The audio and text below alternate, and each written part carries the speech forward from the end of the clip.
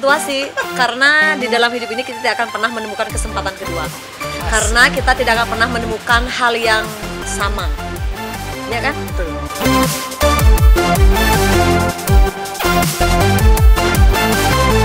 Artinya jangan pernah melihat seseorang itu dari casingnya. Kamu harus mengenali dulu isi hatinya. Asik.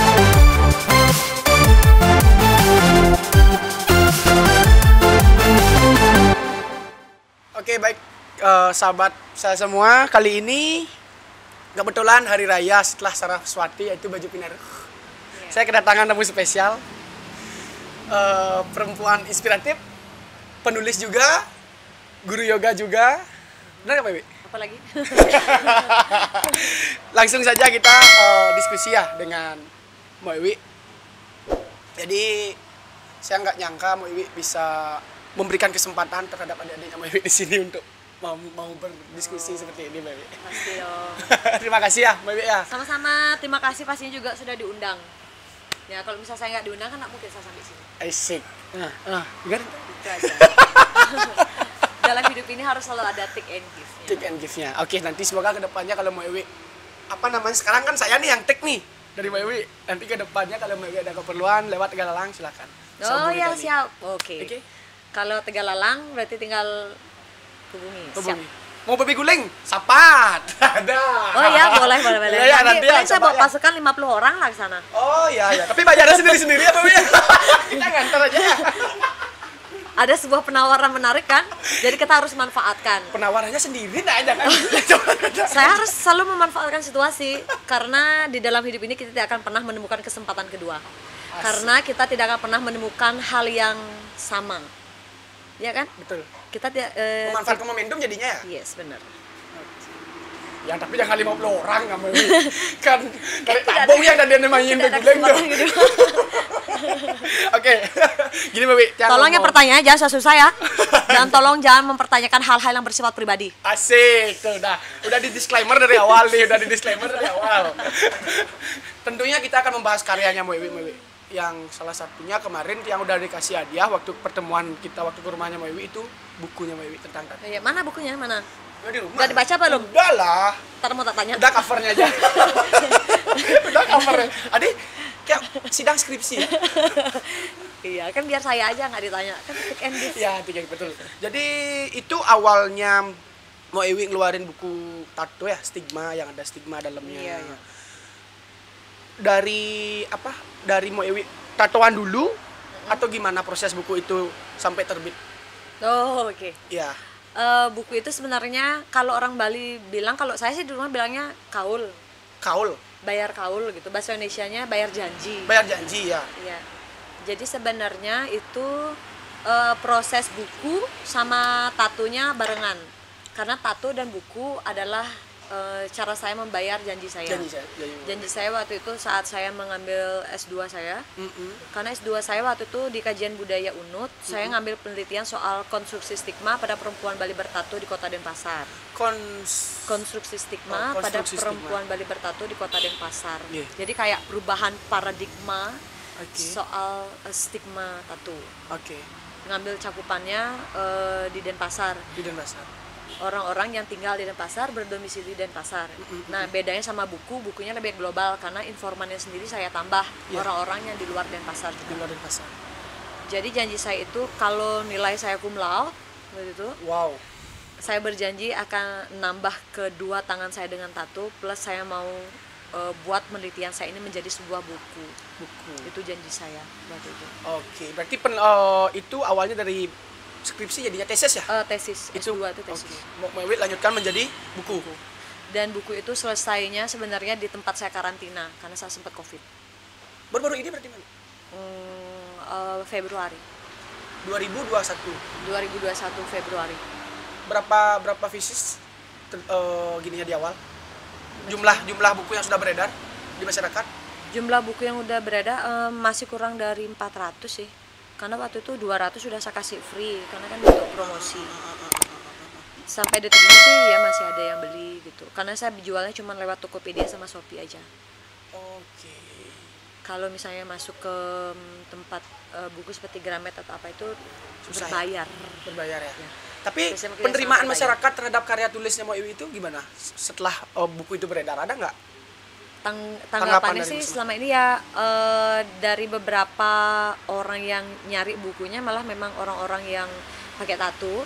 Dan yang selama ini memang dia itu merasa terstigma dengan dia pakai tato. Jadi dia langsung sambil curhat gitu malah nge-DM-in. Jadi responnya seperti itu. Oke. Mbak Iwi Jadi ada mewakili ya? beberapa mungkin seperti itu. Karena kan hasil penelitian saya memang orang-orang yang sebagai informan saya memang merasa terstigma. Oh iya. Makanya saya berani bikin judul tesisnya itu konstruksi stigma. Oke. Karena memang masih ada stigma di masyarakat, belum ada keberterimaan 100%. Penyebabnya adalah Indonesia, Bali pada khususnya masih menganut budaya patriarki. Patriarki. Jadi sistem kekerabatan itu masih dipegang oleh keluarga laki-laki. Ya. Jadi otomatis dalam benak mereka itu laki-laki itu masih punya kuasa yang tinggi ketimbang perempuan. Jadi perempuan itu tidak boleh di atas. Kalau misalnya kita ngomong kesetaraan gender, artinya laki-laki itu wajar-wajar saja ketika dia masuk ke ruang publik. Ketika perempuan itu masih ada batasannya. Karena perempuan itu cocoknya ya di bidang domestik aja. Gitu modalnya. Jadi semua itu belum 100% gitu. Walaupun sekarang mungkin kita bisa lihat hampir sama gitu antara laki-laki dan perempuan, tapi keberterimaan itu belum bisa dikatakan 100%. Dari hasil penelitian yang saya dapatkan di lapangan.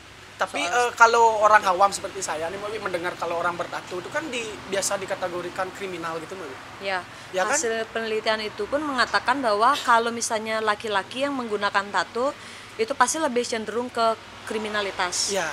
Sedangkan perempuan yang pakai tato itu lebih dia ke seksualitas. Artinya dia yang kena itu lebih ke dianggap perempuan nakal, dia orang nakal, orang yang tidak benar gitu. Kalau laki-laki paling dia cuma sebatas dia tuh preman gitu, lebih ke premanisme gitu. Kalau perempuan ya to the point aja gitu, lebih dianggap lonte gitu loh. Oke, betul. Ke seksualitas bahasanya. Padahal kan ada unsur seninya kan. Mbak Iwi sendiri pun membuat karya di badan ini kan Waktu itu pertama memang dari belakang sih, waktu itu memang kayak ingin menumpahkan rasa kekaguman saya waktu itu ketika saya melihat perempuan pakai tato di belakang di internet. Jadi ketika saya ngeliat gambar itu kok bagus banget sih cewek ini pakai tato di belakangnya gitu. Kok kayaknya seksi banget gitu. Jadi ketika ada tato di belakang saya tuh saya merasa tuh lebih seksi banget gitu. Ya, ada exposure-nya gitu ya. Dan itu memang saya ceritakan yang di belakang. Ceritanya ada naga sama ponik. Naga itu laki-laki, ponik itu perempuan. Jadi dalam jiwa manusia itu sendiri kan ada jiwa laki-laki dan perempuan sebenarnya. Purusa Pradana kalau kita di Bali, ya betul. Selalu ada dua. Oh, ada filosofinya jadinya tato ya. Iya dong. Selalu harus terkonsep. Sama lah kayak ketika kita menjalani hidup ini, kalau misalnya hidup ini nggak kita konsep, kan kita bakal bingung kemana gitu. Kemana arahnya? Kita sendiri aja bingung gimana orang lain mau menangkap kita. Oke. Kan gitu. Jadi jangan pernah membingungkan orang lain. Kalau misalnya kita ingin dimengerti, tapi jangan buat orang lain bingung dong. Gitu. Jadi semua tuh harus benar-benar terkonsep gitu. Buat saya sih memang harus terkonsep. Oke. Berarti kesimpulan dari tato dari Mbak Iwi itu sendiri yaitu seni ya, murni seni. Kalau dari Seni saya sendiri dan- seni. Kalau dari informan saya salah satu media untuk atau cara mereka untuk menumpahkan isi hati mereka. Betul. Ada rasa kebahagiaan mungkin karena memiliki anak perempuan, rasa kebahagiaan dalam pencapaiannya dalam hidup gitu dia tumpahkan lewat tato. Oke. Daripada misalnya kekesalan, sebenarnya wajar aja kan ketika dia kesal dia ingin menato tubuhnya kan sebenarnya wajar. Daripada dia mengambil pisau terus bunuh orang kemudian ngambil duit rakyat itu kan nggak bagus. Yang mending bener kan kan setiap orang itu punya cara yang berbeda-beda untuk menumpahkan rasa kekesalannya, rasa kebahagiaannya lewat apapun terserah. Yang penting tidak menyakiti orang lain sebenarnya. Kalau misalnya bilang tato kan masih nyakitin diri saya sendiri. Misalnya ini tato, saya kan nyakitin diri saya, bukan orang lain. Dan sebenarnya nilai plusnya tukang tatonya kan jadi punya penghasilan. Kalau di ekonomi kan ada lapangan pekerjaan kan jadinya kan. Iya, itu dia. Betul. Kan tidak ada yang saya sakitin kan. Iya, sebenarnya. kebetulan juga kalau dibilang konteks kriminal dalam konteks pembunuhan, kebetulan aja yang membunuh itu pakai tato. Nah, cuman ya itu udah jeleknya. Ada juga yang saya bahas soal waktu itu tugas paper saya sih. Bagaimana kita nggak kena stigma ketika misalnya aparat bicara, media berbicara, identitasnya tuh lebih ditekankan banget. Laki-laki bertato ditemukan kemarin membunuh bla bla bla gitu kan. Lebih ditekankan banget jadinya jadi apa ya, dicocok logi. Lagi dicocok logi jadinya gitu. Itu ya timbul. Padahal Oke, nggak oke, semua betul, gitu betul, kan betul, ya, betul. kebetulan aja yang pas mungkin waktu kita nonton film Blue mungkin gitu kan, yang pas waktu memainnya pakai tato gitu. Oh ya, jadi stigma orang kan ya, apa ya, kognitif gitu, jadi bawaan. Jadi bawaan. Oke, betul. Mungkin karena itu gitu. Nah, Salah satu. Sekarang harapan Mo Ewi, nah kebetulan mungkin yang kalau yang menerima bukunya Mo Ewi itu kan nggak mungkin ngechat satu-satu, dan Mo Ewi pun meresponnya mungkin kekurangan waktu ya bisa bilang ya. Dan Kebetulan kita sekarang diskusi, mungkin ada pesan yang ingin khususnya di tato nih, biar orang-orang yang sudah terlanjur mewarnai tubuhnya biar nggak berkecil hati di masyarakat. Oke. Jadilah tetap diri sendiri gitu. Nggak usah memanipulasi cara kita berpikir dan bertingkah laku dalam masyarakat. Kita memang salah satu, saya masih berani bilang bahwa orang bertato itu masih minoritas ya, masih minoritas dan bukan budaya yang dominan. Iya. Ya kan? Bukan budaya dominan. Kita ini masih budaya yang minoritas. Karena kita terlanjur lahir di sini dan sudah memang lahir di sini, yang masih menganut budaya patriarki. Baiknya satu ya, jangan berkecil hati, kita tetap berkarya, kita lakukan hal-hal yang pastinya positif dan tidak menyakiti orang lain. Dan tetap melihat gimana cara kita berpakaian gitu. Kalau orang Bali kan masih menganut desa kalopatre. Ya, kita tempatkan diri kita lagi ada di mana gitu loh. Kalau misalnya kita kepekan gitu, masa ngodoplang sih?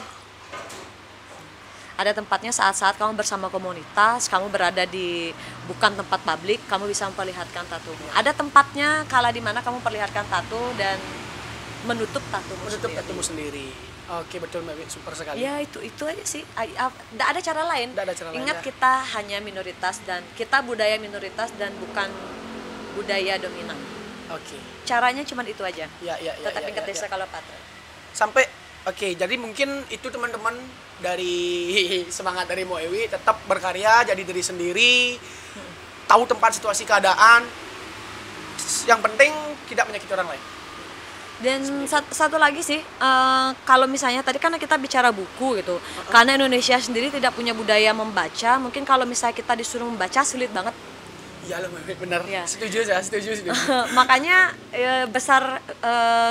sebenarnya besar harapan saya menyampaikan buku ini lewat visualisasi, yaitu film. Waktu itu memang saya minta tolong kan sama Puja Astawa. Oke, beli Puja untuk menggarap film. Filmnya sebenarnya perdana udah dapat diputar di Alaya, di Denpasar. Sama saya dapat keliling kabupaten karena mentok sama PPKM, jadi saya tidak bisa melanjutkan Kabupaten Gianyar, Karangasem, Klungkung, itu yang belum. Sisanya udah. Lagi 3 kabupaten. Nah cuman karena PPKM kayaknya panjang banget, jadi nanti mungkin sebulan depan itu akan ditayangin di YouTube-nya Puja Astawa. Oke, jadi filmnya ini digarap sama Puja. Jadi di sana sebenarnya udah dikemas seminimal mungkin untuk menyampaikan sebenarnya isi dalam buku saya. Judulnya 2 Sisi. Oh, 2 sisi. Ya, 2 sisi artinya kita kita berharap melihat seseorang jangan dari satu sisi gitu. Kalau sisi yang pertama buat kita nggak cocok sama diri kita, pasti ada sisi yang lain yang mungkin cocok sama diri kita. Oke. Percaya saya sama itu, karena setiap orang itu memiliki kekurangan dan kelebihan. Tergantung kemampuan kita untuk mentoleransi keburukan seseorang itu kan. Kalau kita menuntut seseorang biar sempurna banget, sedangkan kita yang nuntut aja belum sempurna kan gitu, Mbak. Ingat isi otak kita tuh beda-beda. Betul. Jalannya searah lurus. Nanti kalau ada perempatan, emang kan bakal lurus terus. nggak mungkin kan selalu ngikutin ke kanan terus kayak bebek dong. Ya nggak Oke, harus selalu super gitu. sekali. Jadi ditunggu September nanti filmnya. Yes, pasti Mbak Wi. Di YouTube-nya Beli Puja ya? Ya di YouTube. Oke. Berarti untuk ke kabupaten-kabupatennya nggak lagi nggak Udah dilanjutin karena PPKM ini. Karena kami sudah mau garap film selanjutnya. Oke, tetap semangatnya Mbak Wi ya. Kita Nanti tunggu kan ini yang di Gundul Siapa di Gundul? saya. Serius? Ah, ya. September ini kita mau garap, makanya September dikeluarin 2 sisinya, nanti langsung garap film baru lagi. Mau Ewi udah di Gundul. Totalitas kali Mbak Wi. Udah pernah di Gundul mah biasa aja. Super. Oke, jadi itu penjelasan tentang buku yang sangat tapi padat, tentunya sangat memberi nilai yang luar biasa terhadap teman-teman kita di luaran sana biar nggak berkecil hati. Tapi Mo Ewi kan memiliki sekarang nih ke pertanyaan lain, pembahasan lain dari seorang apa namanya itu yang tadi Mo Ewi bilang memperjuangkan stigma tato di masyarakat. Sempat nih yang paling unik nih yang mungkin orang-orang nggak tahu ya, yang nggak mengikuti Mo Ewi. Sempat yang lihat Mo Ewi buat story di Lapas Kerobokan. Oh, Guru yoga kan? oh iya di Iya Lapas kan? Kerobokan. Oh, ini ya teman-teman semua, jangan kalian apa namanya memiliki sudut pandang yang seperti Mo Ewi bilang satu sisi. Beliau loh guru yoga di lapas Kerobokan. Gimana itu Mo Ewi cerita? Bisa ceritain sedikit Mo Ewi? Entah ya dari dulu tuh saya orangnya nggak pernah bisa diem gitu, nggak pernah bisa diem, selalu manfaatkan waktu. Kalau udah ada waktu senggang dan kosong tuh nggak bisa saya bengong, terus hangout sama teman-teman gitu nggak bisa. Dari dulu itu karena habis selesai S1 kan nggak ada kerjaan tuh, bukannya nggak ada kerjaan, kalau kerjaan kantor oke lah sudah biasa lah, tutup mata lah karena sudah bertahun-tahun kerja di sana, udah tahu nih pola kerja itu seperti apa, masih ada space nih. Makanya saya belajar yoga gitu. Jadi waktu itu belajar yoga tuh karena habis menyelesaikan S1. Waktu saya belajar yoga. Mengisi waktu luang aja berarti ya? Iya, nah Awalnya. terus jadi nggak tahu juga kesempatan itu datang ketika saya belajar yoga, ada kesempatan untuk ngajar gitu. Nah kenapa enggak gitu. Dan jujur di Lapas Kerobokan itu saya nggak nyari duit karena di sana itu saya menawarkan diri saya untuk ngajar di sana. Pikiran saya tuh simpel aja. Di dalam situasi seperti ini, yang namanya nyari duit itu kecil banget kemungkinannya gitu. Oke, betul. Saya nggak bisa loh ngasih masyarakat itu duit, uang gitu yang banyak. Jadi yang bisa saya berikan itu adalah apa yang pernah saya sempat pelajari gitu loh. Oke. Jadi itu cara saya berbagi dengan orang. Jadi Tidak selalu dengan uang, berbagi itu nggak harus selalu dengan uang, tapi dengan apa yang pernah kita pelajarin dan akhirnya kita sharing sama orang. Itu kan berbagi juga. Betul. Jangan pernah pintar sendiri. Ilmu tuh nggak bakal pernah habis. Betul. Kamu nggak bakal pernah menjadi saingannya atau tersaingi ketika kamu mau berbagi. Oke. Saya yakin hal itu. Yakin ya Mbak ya? Dengan hal itu berarti Mo Ewi berjalan dengan ketenangan, kenyamanan ya? Nyaman banget ketika bisa berbagi gitu kan. Iya. Ngapain juga kita belajar lama-lama yoga tapi nggak bisa kita sharing ke orang lain gitu. Kan Itu di nggak Lapas harus- Kerobokan itu ngajar yang gini? Lapas Kerobokan Cewek-cewek? perempuan. Perempuan juga? Di sana kalau misalnya perempuan harus perempuan, kalau laki-laki Harus laki-laki. laki-laki? Oke. Oke, sambil minum Saya dulu Mbak Eli. malah asungkara banget dikasih kesempatan gitu. Kepuasannya itu beda gitu ketika saya menerima uang karena saya ngajar private juga kan. Beda kepuasannya gitu. Lebih ke saya sini ya? berbagi tapi terima duit. Ketika saya berbagi tapi mereka merasa itu bermanfaat tuh gimana gitu rasanya. Apalagi ketika saya dengar mereka tuh sampai rebutan belajar yoganya gitu. Mereka Dia diajarin Mo Ewi sendiri? jadi kan mereka banyak itu napi-napinya, tapi karena keterbatasan tempat gitu mereka ada yang nggak dapat kebagian. Jadi caranya mereka itu sebulan 2 bulan belajar dengan kelas itu dulu, misalnya 15 orang. Nanti 2 bulan berikutnya ganti lagi orangnya. Oh, di rollingnya. Oke. Seneng aja gitu kan. Mereka artinya mereka tuh aware banget dan mereka merasa bermanfaat banget nih. Di samping Dapat itu diajarin yoga. berarti Mo Ewi menempatkan mereka tuh merasa untuk dihargai ya, tetap dihargai. Iya. untuk menjadi Ya yang namanya apa sih bahasa Balinya orang. Nah, kena lepet ya. Jadi ya mungkin lagi nasibnya nggak baik. Iya, iya, Makanya betul, kan betul, jangan betul, betul, betul. jangan menjas orang. Oke, Mereka selama ini ya baik-baik aja sih. baik-baik aja ya. Itu yoganya lebih ke olahraga atau gininya? Kalau Spiritualnya. semuanya dapat. Semuanya dapat ya? Semuanya dapat. Yoganya yang saya ajarin itu yoga asanas. Yoga? Asanas. Asanas. Asanas itu lebih ke gerakan. Jadi bisa dibilang olahraga juga. Oke, betul, betul, betul, betul, betul, betul, betul. Kalau misalnya dibilang yoga itu sebenarnya kan membalancing antara pikiran, nafas sama gerak badan. Iya. Ya, kita membalancing itu. Kadang kita lupa ya untuk membalancekan. Susah sekali mengkoneksikan itu semua tuh. Ya biasanya kan juga antara otak kiri dan otak kanan kita tuh nggak balance gitu. Iya, iya. Tapi dengan yoga itu kita membalancingkan itu.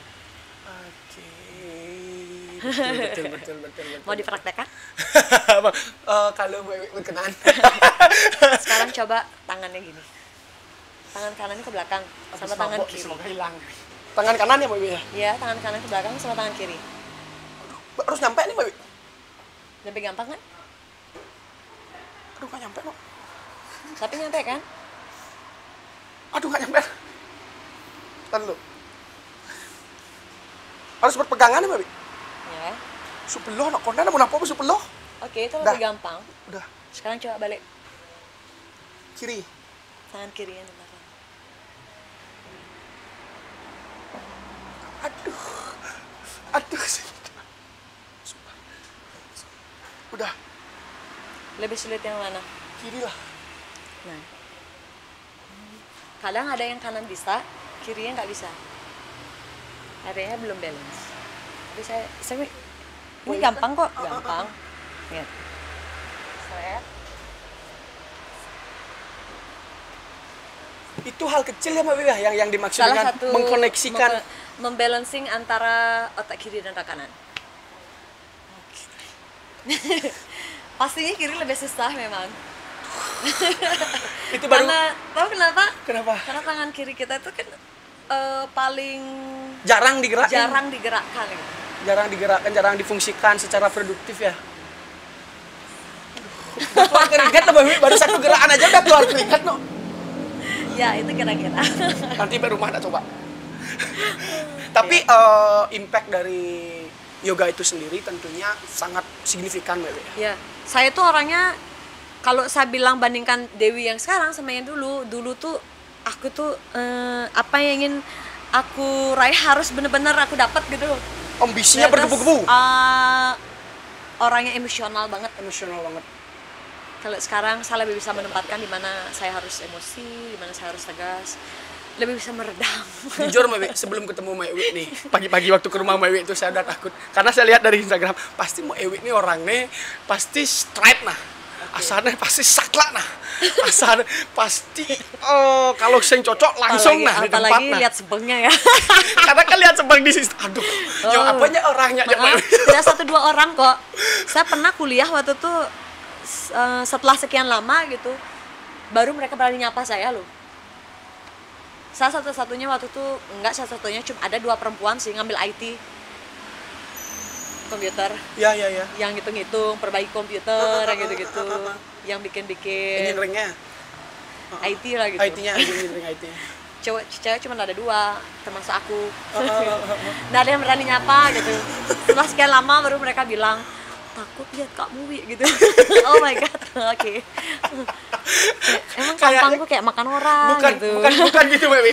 Gini, apa namanya, kayaknya Mbak Wiwi kalau nggak cocok tuh langsung Ya, dar gitu di tempat kayaknya. Ya. Langsung dar. Padahal enggak loh, padahal baik hati banget, hatinya masih Hello Kitty gitu.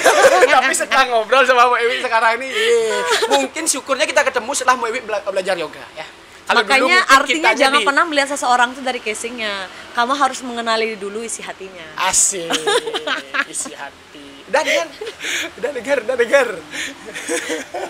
Ya kan, tampang boleh bajingan, hatinya masih Hello Kitty men. Gak nyangka benar-benar di luar prediksi lah ketemu sama Mbak Wiwi. Jadi lanjut lagi Mbak Wiwi. Ini ada 3 hal nih yang tadi itu kan udah sangat apa namanya, sangat jelas sekali Mbak Wiwi jelaskan. Kemudian yoga ini ini yoga ini udah mau pernah sampaikan nggak ke masyarakat? Nggak ya? Belum ya? Yoga nggak sedetail ini. Pasti ini ya? Iya. Oke, jadi Sebenarnya sebenarnya sama yoganya nggak sedetail ini. Biasanya orang bahas itu nyanyi doang. ini yang terakhir nih. Kan nggak ada. Sebenarnya tau nggak sih bosan banget ngomongin nyanyi, tapi nggak bosan terima duitnya gitu.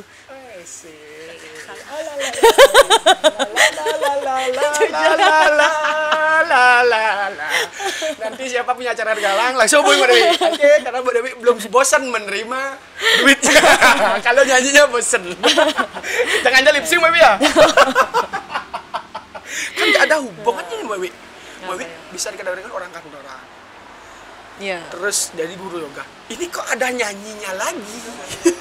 Awalnya pasti dari nyanyinya gitu. Cuman kan seperti yang saya jelaskan tadi, saya orangnya suka belajar. Saya suka belajar hal baru gitu. Saya merasa tertantang ketika saya harus mempelajari hal baru yang memang di luar dari kebiasaan saya. Kalau ngomong kebiasaan artinya nyanyi.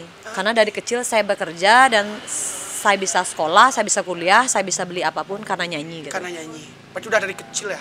Dari kelas 3 SMP saya udah lepas dari orang tua. Oh ya? Ya, Udah mandiri berarti itu? sudah mandiri. Sudah bayar sekolah sendiri. Sendiri? Sampai kuliah? Sampai punya motor, saya punya bayar SPP dan lain-lain. Karena nyanyi, artinya saya nggak bosan terima duitnya. Oh itu artinya? Ya itu karena kenapa saya nyanyi gitu. Awalnya nyanyi itu karena terlena dengan uangnya. Uangnya? Jujur harus bicara ya. Betul. Di awal itu memang cuman awalnya karena lomba, akhirnya dapat kesempatan nyanyi di salah satu band. Akhirnya saya jadi penyanyi pembuka. Dari penyanyi pembuka, akhirnya saya kenal sama artis-artis Bali itu awalnya. Tapi saya sudah terlanjur terlena dengan uangnya karena saya diiming-imingin, Dewi, masa kamu mau mengandalkan lagu Bali aja? Nggak begitu, itu kamu pelajarin lagu-lagu oldies, lagu-lagu apa biar kamu bisa masuk di wedding gitu. Dari sana awalnya. Akhirnya saya yang menyanyi. Oke. Tak kirain awalnya memang basicnya orang kantoran, ternyata nyanyinya yang memang dari dulu. Saya terima di kantor itu karena nyanyi malah. Semua pekerjaan saya diterima karena saya bisa nyanyi. Itu Mo Ewi lebih, kalau nyanyinya lebih senang create lagu sendiri atau gimana? Atau nge-cover? Dua-duanya suka sih. Yang penting ada duitnya. Kalau enggak juga. Kalau yang waktu cover itu iseng-iseng mah, cover Sewu Kuto. Kan itu yang sebenarnya bikin naik lagi kan? Itu karena iseng. Sumpah. Saya nggak pernah kepikiran kalau itu bakal boom. Sama sekali nggak ada dalam benak saya. Masa isengnya itu dengan video klip, dengan audio yang sangat gini, bagus, harapannya video klip yang tuh sangat saya bagus. nggak terlalu lagu ini bakal boom nih gini-gini. Nggak ada pikiran gitu. Pokoknya udah bikin aja daripada kamu diam di rumah stres. Saya tipe orang nggak pernah bisa diam. Waktu itu saya bikin itu kan baru-baru ada corona. Oh ya, baru ada corona. Iya, saya nggak bisa diam daripada saya mati di rumah karena nggak bisa ngapa-ngapain. Kan lebih saya create sesuatu gitu. Nah waktu itu memang saya minta beli, tolong saya mau cover lagu Sewu Kuto. Ini cuma bentuk penghormatan saya kepada beliau. Karena lagunya beliau itu sering saya nyanyikan saat saya event. Cuman saya nggak mau lagunya, saya nggak mau lagu pamer bojo, nggak. Saya nggak terlalu tertarik. Kalau misalnya bilang nggak senang sih, cuman lagu Sewu Kuto nih yang sering saya nyanyiin di event soalnya. Ucapan terima kasih ya? Sebagai penghormatan bentuk terima kasih saya. Cuman beli, aku mau bikin ini keroncong. Waktu kan juga plecing dulu. Dapat plecing dulu. Habis itu baru Sewu Kutonya tetep beli, aku mau tak keroncongin aja gitu. Oh ya Wi. Nah terus produsernya ngasih ide, transfer ke lagu Bali Wi. Nah jangan dilangin Jawanya beli, Jawa Bali kalau gitu. Oh Nana oke. Coba kamu terjemahin dulu Wi gitu. Oke siap. Dia udah bikin musiknya. Langsung gercep dia bikin musiknya. Beli udah siap gitu. Besok oke siap, langsung meluncur besoknya.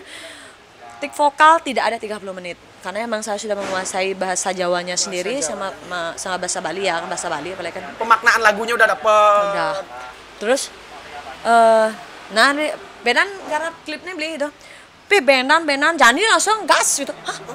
Jani nih jenengnya bicara pembantu gatin nenenan. Ya.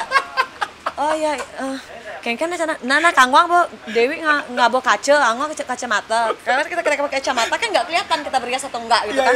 Cuma tinggal modal lipstick doang gitu. Baju kan, nah baju kerenane kesile. Oke, ya. Mau sila baju mau. Jadi minjem bajunya baju istrinya produserku. Serius? Ya, sumpah berani apa? Rambut seadanya udah gitu, topi minjem, semuanya serba minjem. Bikin itu nggak sampai 1 jam klipnya. Kan cuman besoknya lagi 2 harinya langsung tayang. Sampai sekarang udah 2,5 juta sih. Dari nama baru, ya namaku sudah lama tenggelam gitu, karena sudah terbuai dengan uang seperti yang aku bilang tadi. Sekarang kamu aku suruh milih ya. Sekarang aku suruh kamu milih. Kamu garap di YouTube. Kapan kamu dapat uang? Lagi sebulan kan? Baru terima gaji. Itu pun kalau misalnya sudah monetize. Nah, catatan udah monetize. Sekarang aku nyanyi cuma 2 jam, aku langsung terima uang. Kamu pilih mana? Yang langsung lah. Ya udah. Jadi cara berpikirku sama. Sesederhana itu. Ya. Sesimpel itu ya. Saya perlu uang. Iya kan? Biar saya bisa kuliah lagi. Biar saya bisa ganti mobil lagi. betul. Oke, tapi Jadi kan Mbak Iwi begitulah. punya plan jangka panjang, jangka pendek kan? Itu kan ya plan jangka pendek, gimana cara melakukan sesuatu yang langsung hasilnya sekarang? Ya, gitu sih sebenarnya. Cuman karena pandemi ini banyak hal banget yang bisa aku pelajari gitu. Ternyata nggak semuanya harus kita apa-apa kita ukur dengan uang gitu. Betul. Ternyata nama kita, eksistensi itu masih kita perlukan. Orang tuh biar nggak lupa sama kita. Ya kan? Mungkin waktu itu karena aku udah merasa langsung terima duit itu udah bener-bener lupa garap lagu, mau bikin album, bikin single itu bener-bener aku lupakan. Tapi setelah pandemi ini ternyata benar-benar bermanfaat sekali ketika kita bisa meng-create sesuatu dan membuat sesuatu. Impactnya ada bener-bener gitu. Baik secara finansial, Ya, eksistensinya jadi Mbak Iwi lagi bangkit. Saya merasa banyak hal yang bisa saya pelajari karena pandemi ini. Itu Ternyata di belakang musibah ada berkah. anugerah, ada berkah. Yes. Betul. Nah, Mbak Iwi sendiri nih membranding diri sebagai apa? Sebagai apa ya? Aduh, apa ya? Sebagai apa? Coba, ayo. Banyak. Sekarang nih teman-teman di luar sana yang penasaran, Mbak Ewi ini seorang multitasking loh, wanita karir. Apa ya? Sekarang personal brandingnya Mbak Ewi lebih senang dibilang apa? Dibilang apa ya? Dibilang apa? Ayo. Udah seniman aja deh. Seniman ya? Udah seniman aja. Oke, jadi Mbak Ewi ini seorang seniman. Udah itu Oke, aja. betul sih. Karena kalau seniman itu orangnya pasti fleksibel. Dia tidak terlalu money oriented, dia tidak terlalu businessman, dia tidak terlalu business girl. Dia pasti akan memikirkan orang-orang di sekitarnya. Seniman itu pasti kesana. Karena bermain Pasti, di iya, dia benar pakai hati, pakai rasa. Bermain di kalau rasa. seniman itu. Oke. Enggak semua melulu money oriented. money oriented. Wow, super sekali loh. Jadi itu teman-teman semua, Mbak Ewi ini adalah lebih senang di brand personalnya itu adalah seorang seniman. Semua pasti karena seni kan. Orang jadi petani juga karena dia punya seni Ya, bercocok betul, tanam seni gitu bercocok kan. tanam. Oke. Semua dari kegiatan Mbak Ewi itu unsur seninya masih ada. Setuju sih saya kalau orang dibilang Seni seniman gerak itu. badan, yoga. Yoga, betul. Seni suara karena nyanyi. Nyanyi. Mungkin nulis. Seni juga. menulis. Seni menulis juga. Sekali lagi Mbak Ewi karena Sama satu lagi kalau misalnya ada menurutmu komentarnya yang baik, ada yang bagus-bagus, ntar dipilih aja, nanti biar dikirimin buku, ntar aku kasih titip buku 3 ya. 3. Oke, jadi teman-teman silakan kalau mau kalian dapat buku, nanti kita follow up juga, exposure juga di apa namanya di Instagram. Silakan komen yang baik-baik untuk mendapatkan. Enggak harus baik sih, bagus. Tentunya menginspiratif ya Mbak Ewi ya, memberikan energi yang positif. Yes. Ya kan Mbak Ewi? Di kondisi kayak gini Nggak juga. usah terlalu dibaik-baikin, nggak apa-apa. natural aja jadinya. Nanti akan ada hadiah buku dari Mbak Ewi langsung. Nanti akan saya akan saya pilih dengan tim dan akan saya persembahkan ke kalian. Oke? Nah, sekarang sorry nih Mbak Ewi, Yes. tempatnya kita yang bagus ini kita ada di Warung Iya, Gula. baru aku mau bilang, tempatnya bagus banget, tempatnya cozy banget, tempatnya nyaman banget, kayaknya pas banget buat kita hangout ya. Hangout, meeting, Sharing-sharing. sharing kayak kita nih ngobrol sama Mbak Ewi seperti sekarang. Datang aja langsung ke Warung Kila. Mas Ubud ya? Ya Bledit ya, masih sebut ya Bledit. Gampang banget tempatnya karena posisinya ada di depannya Museum Rudano. Sayan kalau dari Denpasar ataupun dari Ubud, dari utara itu cari aja Museum Rudano, pas depan Museum Rudano. Iya, pokoknya warung ini kelihatan banget, kelihatan ya. Oke, kelihatan. Kelihatan. Kelihatan banget. Harus dicoba makanannya, tempatnya. Makanannya enak, tempatnya cozy. Jadi Oke. lengkap. Terima kasih sekali Terima lagi. kasih juga Mbak Wi. undangannya. Jaga kesehatan, tetap berkarya. Yes, Ditunggu pasti. waktunya nanti kita berbincang-bincang di luar, di belakang kamera ya, nggak ada Oke, kamera lagi. sip. Oke, kita sharing-sharing. Banyak ilmu yang perlu saya gali nih, yang perlu saya minta sama Mbak Wi Baik, Kang. untuk Sama-sama belajar. Oke.